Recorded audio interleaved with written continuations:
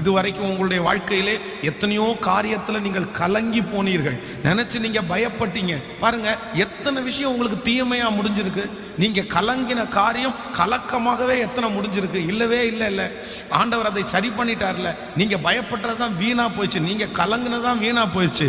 இப்பொழுதும் கர்த்தர் வாக்கு கொடுக்கிறார், நீங்க கலங்க வேண்டாம், நான் உங்களுக்கு நன்மையாகவே முடிய பண்ணுவேன். ஆமென் சொல்லுங்கள். இந்த வசனத்தை நான் தியானித்துக் கொண்டிருக்கும் போது ஒரு 3 காரியத்தை வேதத்திலிருந்து கண்டுபிடித்தேன். அப்படின்னா ஒரு தேவனுடைய பிள்ளை கலங்கவே கூடாத ஒரு 3 காரியம் வேதத்தில் எழுதப்பட்டிருக்கிறது. வேதத்தில் வாசிக்கலாம். 1 சாமுவேல் 17ஆம் அதிகாரத்தை நம்ம எடுத்துக்கொள்ள போகிறோம். 1 சாமுவேலின் புஸ்தகம் 17ஆம் அதிகாரத்திலே ஸ்தோத்திரம் 11வது வசனத்தை நம்ம வாசிக்க போகிறோம். 1 சாமுவேலின் புஸ்தகம் 17ஆம் அதிகாரத்திலே 17ஆம் அதிகாரம் 11வது வசனத்தை வாசிக்கலாமா? 11வது வசனத்தை வாசி